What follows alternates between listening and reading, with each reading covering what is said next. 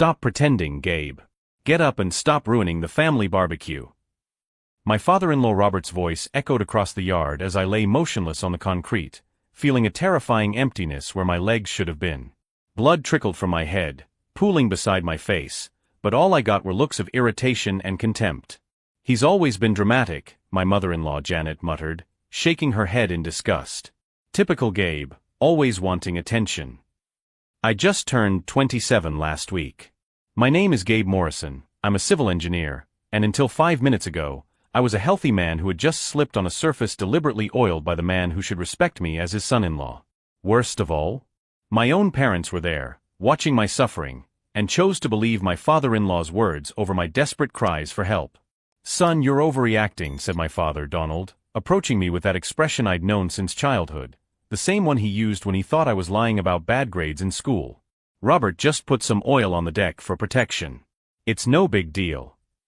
I tried to move my legs, anything, but it was as if they simply didn't exist anymore. Panic began to set in when I realized I couldn't feel anything below my waist. No pain, no pressure, no temperature. Absolutely nothing. "Please," I begged, my voice coming out weaker than I expected. "Something is very wrong. I can't feel my legs. I can't move them. Please call an ambulance." Robert let out a cruel laugh, the same sound I had learned to fear during my 3 years of marriage to his daughter Michelle. "An ambulance? Because of a slip? Shame on you, son. In my day, a man didn't cry over something like that." Michelle, my wife, stood a few feet away, clearly torn between supporting me and avoiding confrontation with her father. I could see the confusion in her eyes, but also the fear of defying the family authority that had dominated our lives since we got married. "Maybe he hit his head and he's a little confused," suggested my mother Patricia, with that condescending tone she always used when she wanted to downplay situations. "You know how he gets when he's nervous." The backyard was full of relatives and family friends, about 15 people who had come for the traditional Sunday barbecue at the Hendricks house. They were all watching me with a mixture of curiosity and irritation, as if I were a bad actor trying to steal the show in a well-rehearsed play. What they didn't know was that Robert had spent the last few months planning little pranks on me, always disguised as accidents. The nail that mysteriously appeared in the tire of my car last week. The leak in the bathroom pipe that he fixed, and ended up flooding my home office. The spoiled food he insisted was fine when he offered it to me during our last family dinner. Each incident seemed isolated, but I had begun to notice a pattern. Robert didn't want me in the family, and he was determined to humiliate me into giving up my marriage to Michelle. Only this time, his joke had crossed a line that couldn't be undone. "Gabe, you need to stop this charade," Michelle finally said, her voice heavy with embarrassment. "My father wouldn't do anything to hurt you on purpose. It was just a silly accident." As I struggled to remain conscious, feeling waves of nausea and dizziness that indicated something was seriously wrong, only one person in the yard seemed genuinely concerned. It was Josh, the neighbor from next door, who had come over after hearing the noise of my fall. "Guys," he said hesitantly, "maybe you should take him to the hospital. He really doesn't look good." But even Josh was quickly silenced by the disapproving looks from the family. What none of them knew was that I had discreetly installed a small security camera in the backyard the week before, after becoming suspicious of Robert's pranks. A camera that had captured every second of the deliberate application of oil to the deck, every word of his confession to his friends about how he was going to teach a lesson to his snobby son-in-law. If you've ever had your pain ignored by the people who should protect you, leave a like and subscribe to the channel, because this story of family betrayal is just beginning. And when the MRI results came back, showing exactly what Robert had done with his innocent prank, the word criminal would take on a whole new meaning in the Hendricks family. The pain in my head was intensifying, and waves of nausea came at increasingly shorter intervals. I could feel something warm running down the back of my ear, probably blood from where I hit the concrete.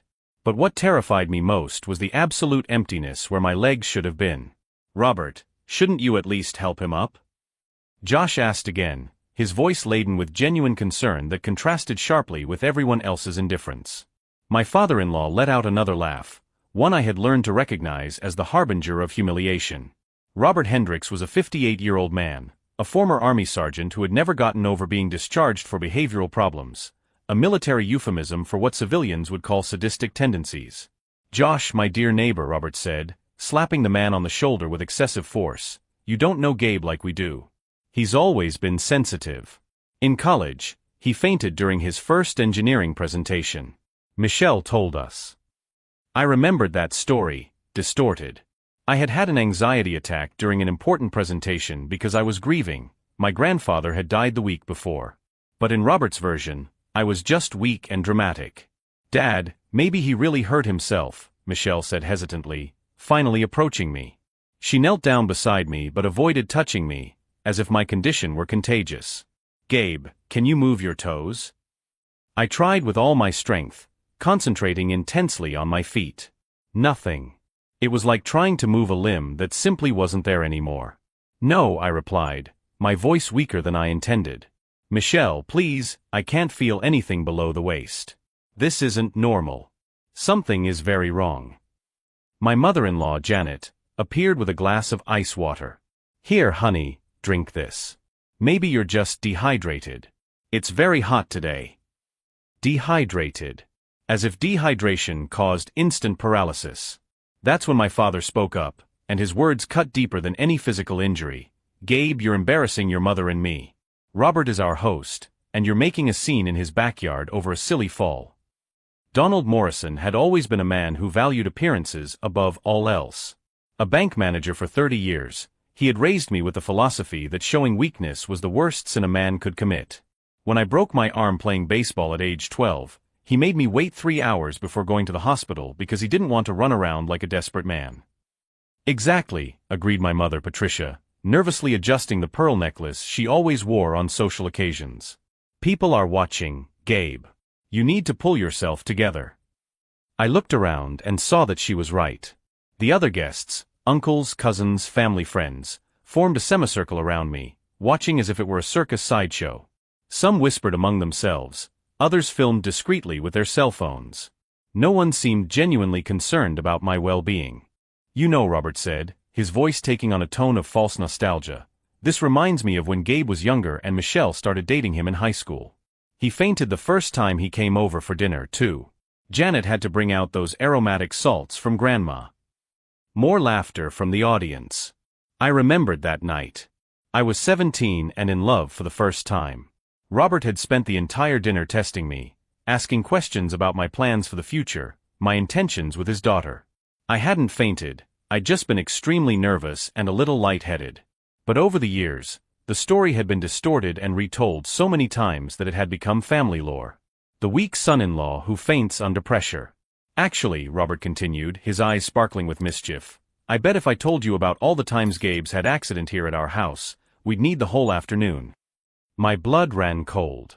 He was bragging. In front of the whole family, he was practically confessing that the accidents weren't accidents. Remember the time his car tire went flat right here in the driveway?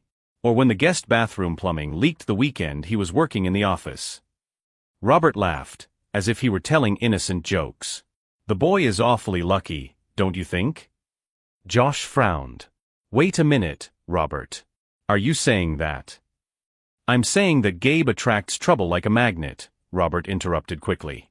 Some people are just born that way. Unlucky. But I could see in Josh's eyes that he was beginning to connect the dots. The oil on the deck hadn't been for protection, as Robert had initially claimed. It had been intentional. Dad, Michelle said, her voice heavy with growing suspicion, you didn't oil the deck this morning to protect the wood, did you? Of course I did, Princess, Robert replied, but his expression had changed slightly. Regular maintenance. Like I always teach you. But did you oil the entire deck area? Josh asked, his voice taking on a firmer tone. Because I only see that specific area where Gabe slipped looking shiny and different from the rest. The silence that followed was deafening. All eyes turned to Robert, who for the first time since I had known him, seemed to be at a loss for words. Josh, you don't understand deck maintenance, he said finally, but his voice had lost its previous confidence. Only a few areas needed treatment today. Dad, Michelle repeated, this time more firmly, show everyone else where else you applied oil today. Robert gestured vaguely toward other parts of the deck, but even from where I was lying, I could see that there were no signs of recent oil application anywhere else.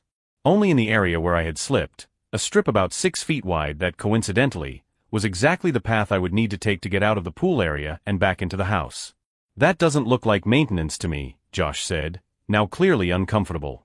It looks more like a prank, I finished the sentence, using all the strength I had left to speak loud enough for everyone to hear. He applied oil only where he knew I would walk. He wanted me to slip. That's ridiculous. Robert exploded, but his face was turning red.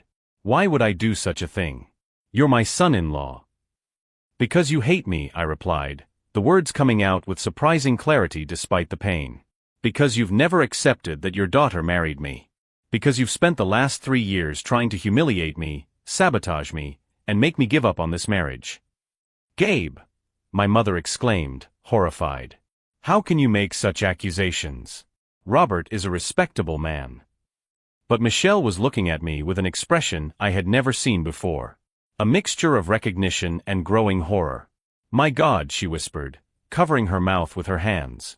Gabe, do you really think? I don't think, Michelle. I know. I tried to prop myself up on my elbows, but the pain in my back was unbearable. The nail in my tire appeared after I disagreed with him about where to spend our honeymoon. The leak in the plumbing happened the weekend I was finishing the proposal for the most important client of my career. The food he offered me last week had that weird smell that only I seemed to notice. You're delusional, my father said, but his voice didn't sound so convinced anymore. And today, I continued, ignoring the growing pain in my head, he only oiled the area where he knew I would walk. Not the whole deck. Just there. A perfect trap. Robert was now visibly agitated, sweating profusely despite the cool afternoon breeze. I was just doing preventive maintenance. Like I always do. Then show everyone the bottle of oil you used, Josh said, his voice taking on an almost investigative tone. And explain why you only applied it to that specific area. It was at that moment that I saw something in Robert's eyes that filled me with a dark satisfaction, fear. For the first time in 3 years, the man who had made my life hell was being publicly questioned about his actions. And then I remembered the camera I had installed. The small security camera I had hidden among the leaves of the maple tree, with a perfect view of the entire deck area. The same camera that had captured Robert deliberately applying oil only to the area where I would walk, while explaining to his friend Tom exactly how he was going to teach his arrogant son-in-law a lesson. As the family continued to discuss my condition and the accusations I had made, I closed my eyes and smiled inwardly. They didn't know it yet, but all the evidence I needed was already securely recorded and automatically synced to my cloud account. Robert Hendricks had just made the mistake that would turn his cruel joke into criminal evidence. And once I got access to a hospital and the internet, all of his decades of arrogance would become the weapon of his own destruction. But first, I had to survive the medical negligence of my own family, who still insisted on treating a spinal injury like a theatrical tantrum. The real battle was just beginning, and Robert had no idea how prepared I was for her. The discussion about the oil on the deck was abruptly interrupted when I felt a violent wave of nausea hit me. I turned my head to the side and vomited on the concrete, the liquid coming out with a yellowish tint that immediately alarmed me. Now he's even making a drama out of vomiting, muttered my mother-in-law Janet, wrinkling her nose in disgust. He probably drank too much before he got here. I haven't had anything to drink, I managed to say weakly, wiping my mouth with my shirt sleeve. Please, something is very wrong. I need to go to the hospital. Josh knelt down beside me, completely ignoring the disapproving looks from the rest of the family. Gabe, can you feel me when I squeeze your ankle? He pressed down on my right foot hard enough that any normal person would have screamed in pain. Nothing. Absolutely nothing. Guys, Josh said, his voice taking on a tone of real urgency, this isn't normal. He really can't feel anything. This could be a spinal injury. Josh, you're not a doctor, Robert snapped, but his voice had lost much of its previous arrogance. He just hit his back. People hit their backs all the time. That's when Michelle stepped between her father and Josh, an expression I'd never seen cross her face. Dad, can you show us exactly where you applied the oil today? Josh is right. Only that specific area is different. Michelle, are you questioning your own father? Robert exploded, his face turning red. Because of this. Because of what, Dad? Michelle asked, her voice rising in volume. Because of my husband who is clearly hurt? Because of the man I love and you've never accepted? The revelation hung in the air like toxic smoke. For the first time in 3 years of marriage, Michelle was publicly confronting her father's behavior toward me. "Daughter," my mother-in-law Janet interjected, "you're being influenced by the hysteria of the moment. Your father would never do anything to hurt anyone on purpose." "Then why," Josh said, now examining the deck more closely, "are there footprints in the oil that show someone deliberately walking through the area? And why do those footprints have the same pattern as the soles of Robert's boots?" The silence that followed was deafening. Even the other guests, who until then had stood back as mere spectators, began to gather around to see what Josh had discovered. "That doesn't prove anything," my father Donald finally said, but his voice no longer sounded convincing. "Footprints can have many explanations." While they argued over physical evidence, my condition was rapidly deteriorating. The headache had turned into a constant intense pressure, my vision was starting to blur, and I felt alternating waves of heat and cold that indicated my body was going into shock. "Please," I begged once more, my voice growing weaker. "It doesn't matter how it happened. I need medical help now." It was at that moment that a new voice cut through the argument like a knife. "I already called an ambulance." Everyone turned to see Tom, Robert's friend who had witnessed the oil application earlier. He was standing at the edge of the yard, cell phone in hand, a serious look on his face. "Tom," Robert shouted, clearly betrayed. "Why did you do that?" "Because, Robert," Tom replied, his voice laden with a moral authority that silenced the entire yard. "I heard you explaining exactly how you were going to teach your son-in-law a lesson while you were applying that oil. And now I'm seeing the consequences."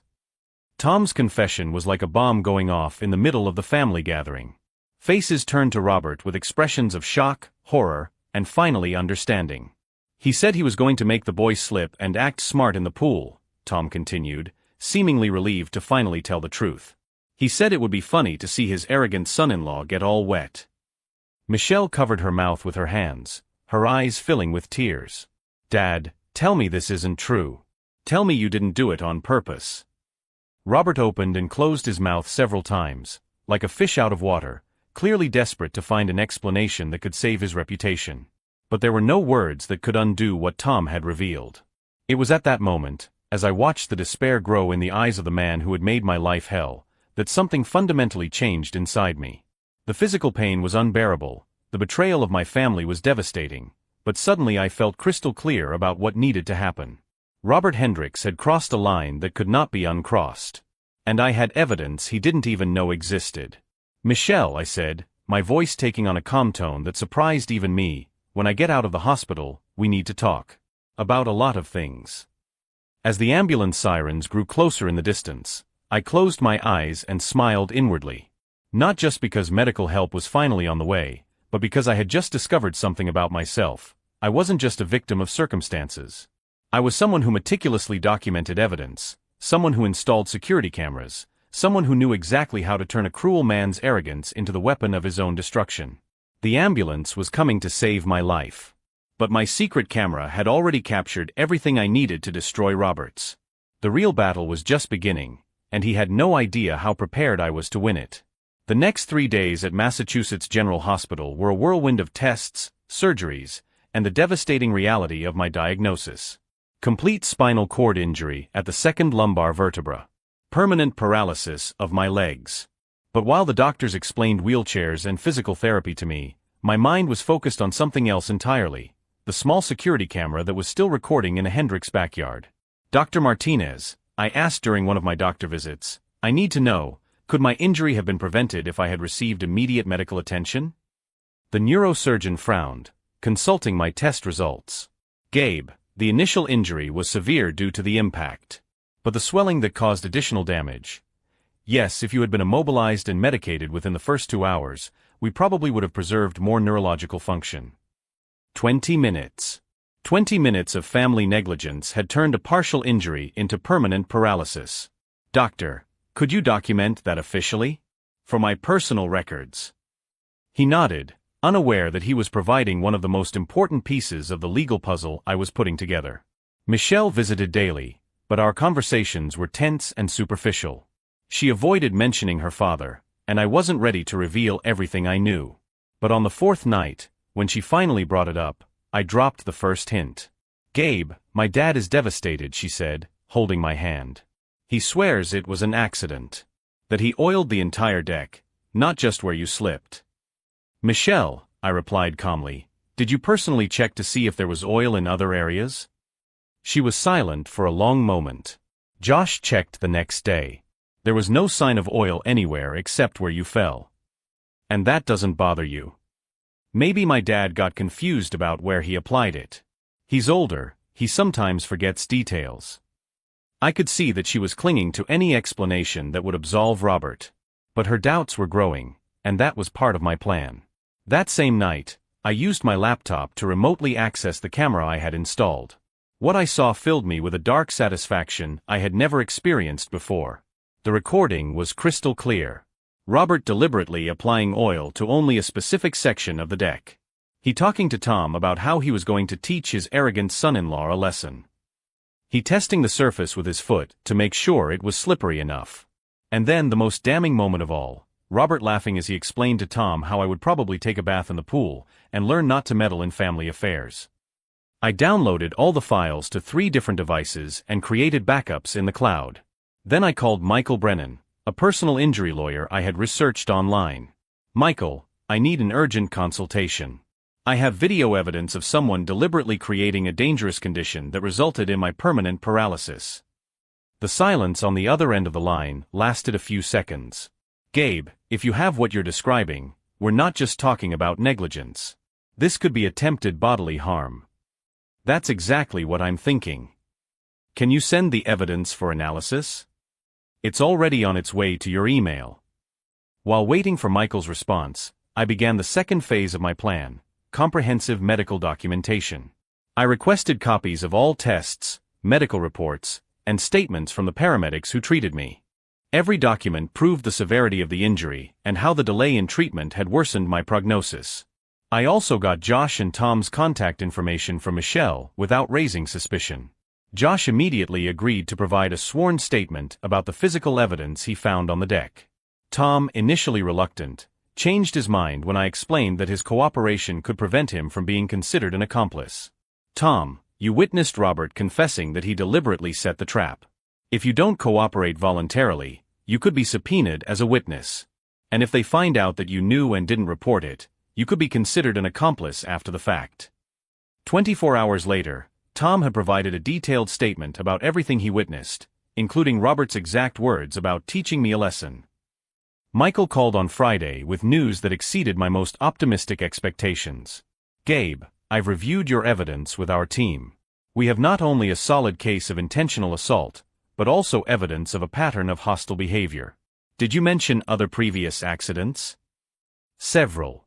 Nail in the tire, planned leak, spoiled food. Always disguised as coincidences. That establishes premeditation and malicious intent. We're talking substantial punitive damages in addition to compensation for injuries." As I built my legal case, Robert was behaving exactly as I had predicted. Michelle told me that he was downplaying the incident to all of our relatives, describing it as a silly accident that I was dramatizing to get attention and money. "He even suggested that you might be faking the paralysis," Michelle told me hesitantly. "He said he knows veterans who faked injuries to get benefits." His arrogance was striking. Even with contradictory physical evidence and witnesses questioning his version of events, Robert maintained the narrative that he was the victim of unfair accusations. But his overconfidence was about to be his downfall. The following Monday, Michael would not only file a civil suit for damages, but also provide all of the evidence to the district attorney's office for possible criminal prosecution. Robert Hendricks had spent decades believing that his position as family patriarch made him untouchable. That his word carried more weight than any evidence to the contrary. That I was just a weak son-in-law who would accept any humiliation in silence. If you've ever had to fight someone who uses their family position to escape the consequences of their actions, subscribe to the channel because this story is about to show you that no one is above the law. While Robert continued to spread his twisted version of events to anyone who would listen, I was quietly building a case that would turn his arrogance into additional evidence of malicious intent. The real battle was about to begin, and he had no idea that he had already lost the moment he underestimated my ability to document and prove the truth. On Monday morning, when the bailiff knocked on his door with the subpoena papers, Robert Hendricks would discover that 3 years of cruel games finally had consequences that neither his family position nor his military arrogance could protect him from. And the recording that captured every word of his confession would ensure that there was no way to deny, minimize, or distort what really happened on that oil-slicked deck. On Monday morning, at 9 o'clock sharp, the bailiff knocked on the Hendricks' door. I was in my hospital room, connected via video conference with Michael, watching through the neighborhood security cameras that Josh had kindly given me access to. "Mr. Robert Hendricks?" asked the officer, a burly middle-aged man with a briefcase under his arm. "Yes, that's me. What is this?" Robert replied, still in his bathrobe, clearly annoyed at being woken up so early. "You are being subpoenaed for a civil action for intentional assault and battery resulting in permanent bodily injury. In addition, the Massachusetts State's Attorney's Office has requested that you appear for questioning regarding possible criminal charges." I smiled from my hospital bed as I watched Robert's expression change from irritation to confusion, then to barely concealed panic. "This is ridiculous," he shouted, grabbing the papers with trembling hands. "It was an accident. My son-in-law slipped on the deck." "Sir, I'm only responsible for delivery. You need to sign here to confirm receipt." 40 minutes later, my phone rang. It was Michelle, hysterical. "Gabe, what's going on? My father said you're suing him? That can't be true." "Michelle," I replied calmly, "your father deliberately created a dangerous condition that resulted in my permanent paralysis. I have evidence." "Evidence? What evidence?" "It was an accident. I have video of your father applying oil only to the area where he knew I would be passing, while explaining to Tom how he was going to teach his arrogant son-in-law a lesson." The silence on the other end of the line lasted almost a full minute. You recorded my father?" "I installed a security camera after the other accidents. The tire, the planned leak, the spoiled food. I knew something worse was coming." "I can't believe you did that. Spying on my family." "Your family put me in the hospital, Michelle. Your father left me paraplegic as a cruel joke." On Tuesday, things started to move quickly. Michael called me with an update that exceeded my expectations. "Gabe, the district attorney is interested in offering your father-in-law a deal. 2 years in prison plus 5 years probation in exchange for a guilty plea to second-degree assault. And if he refuses? We go to trial. With the evidence we have, he could get up to 10 years for aggravated assault." 2 hours later, I got an unexpected call. It was Robert. "Gabe, we need to talk. Man to man." "I'm listening." "Look, maybe I took the joke too far. I didn't mean to hurt you so badly. Can we settle this out of court?" His audacity was impressive. Even now, with overwhelming evidence against him, he was still trying to minimize what he had done. "Robert, you left me paraplegic. And then you laughed while I begged for medical help." "I wasn't laughing. I was nervous. I sometimes laugh when I'm nervous. I've recorded you explaining to Tom how you were going to humiliate me. Word for word." Another long silence. When he spoke again, his voice had changed completely. "How much do you want?" "I'm sorry." "Money. How much do you want to forget this whole thing?" "Robert, it's not about money. It's about consequences. You spent 3 years sabotaging me, humiliating me, trying to destroy my marriage. And now you've left me permanently injured. You need to answer for that.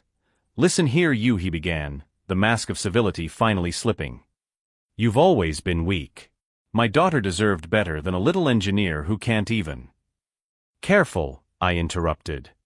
"This call is being recorded with your verbal permission, and you just admitted that you've had animosity toward me for years." The click of the line being hung up was audible. On Wednesday, Michael called me with the news I had been waiting for. Robert rejected the settlement. He's going to trial. But there's something else. We found out he has a history of aggressive behavior in the Army. He was discharged for excessive disciplinary incidents with subordinates. Does that strengthen our case? It establishes a pattern of abusive behavior. And there's more. Michelle contacted us. She wants to testify on your behalf. That took me completely by surprise. Michelle? She's going to testify against her own father. She said she reviewed all her allegations about the previous accidents, and realized you were right. The nail in the tire, the leak, the spoiled food. She remembered details that didn't make sense at the time. On Thursday, I got the call that changed everything. Gabe, it's Tom.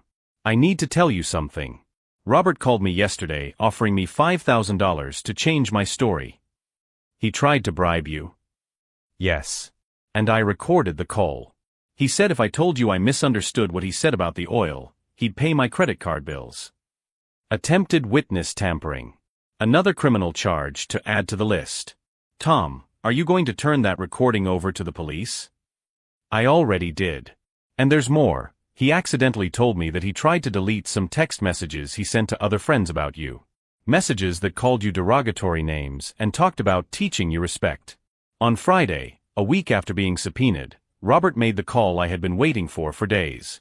Gabe, I accept the deal. 2 years in prison. Too late, Robert. The deadline for the deal expired yesterday. And after Tom's attempted bribery, the prosecutor withdrew the offer. You can't do this to me. I'm a veteran, I have a reputation in the community. You should have thought about that before you left me paraplegic as a joke. I'm going to tell everyone you're a manipulator. That you planned all this. Feel free. The recording of this call, as well as all other evidence, will be available at trial. What Robert didn't know was that while he was frantically trying to repair the damage, I had discovered something even more devastating. Through Michelle, I learned that he had made similar comments about other sons-in-law of family friends. This wasn't just an isolated case of animosity toward me, it was a pattern of behavior from someone who saw humiliating sons-in-law as a patriarchal right. When I shared this information with Michael, he smiled for the first time since I had met him. Gabe, this isn't just about your injuries anymore. We're talking about a serial predator who uses his family position to abuse vulnerable people. The jury is going to see exactly who Robert Hendricks really is. As I looked at my new reality through the hospital window, wheelchair, grab bars, a future completely different from what I had planned, I felt something I hadn't expected: peace. Robert had underestimated not only my ability to document evidence, but also my determination to ensure that his actions had real consequences. His military arrogance and position as a family patriarch couldn't protect him from the truth captured in high definition. The real irony was that in trying to humiliate me permanently, he had given me the opportunity to expose decades of abusive behavior that other sons-in-law had suffered in silence. And when the sentence was announced, Robert Hendricks would discover that not every war is won with brute force. Some require patience, planning, and the wisdom to let the enemy destroy himself with his own arrogance. 18 months later, Robert Hendricks was sitting in a state prison cell, serving an 8-year sentence for aggravated first-degree assault, attempted witness tampering, and obstruction of justice. The jury had deliberated for only 3 hours. The video evidence was so clear, so irrefutable, that even the most expensive lawyer Robert's retirement money couldn't mount a credible defense. During the trial, I witnessed something I never thought I would see: Robert crying in public when the verdict was read. The man who had spent decades using his position of authority to humiliate others was finally facing the consequences of his actions. But the real satisfaction came later, when I discovered that 5 other sons-in-law of family friends had come forward with similar stories of accidents orchestrated by fathers-in-law inspired by Robert's example.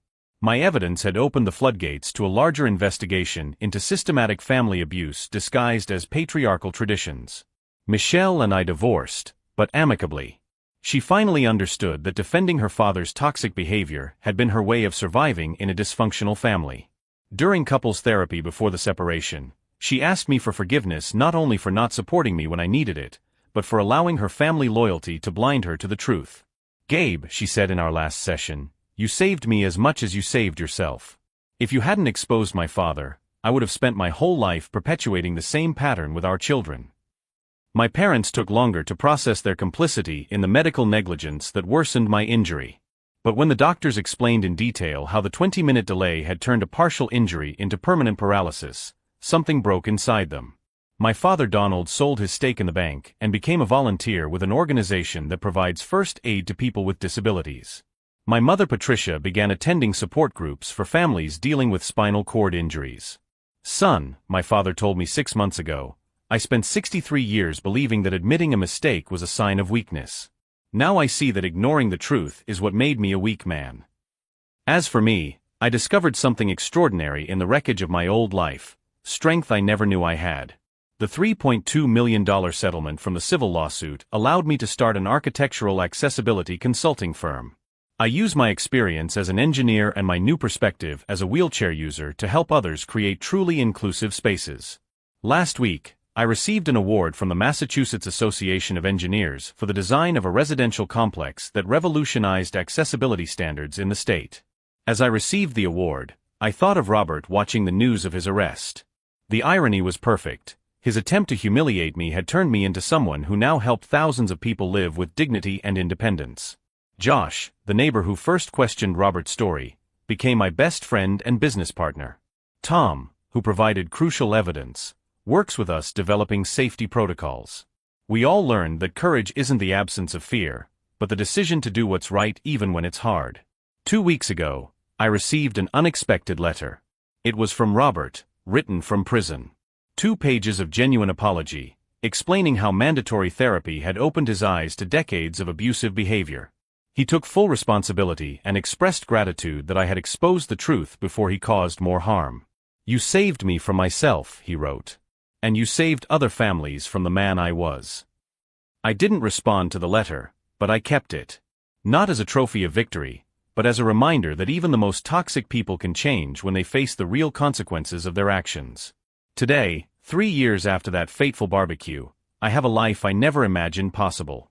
I live in a modified house overlooking the lake, drive a modified car that gives me complete freedom, and have built a company that transforms people's lives every day. The paralysis hasn't gone away. I still use a wheelchair. I still face daily challenges that able-bodied people can't imagine.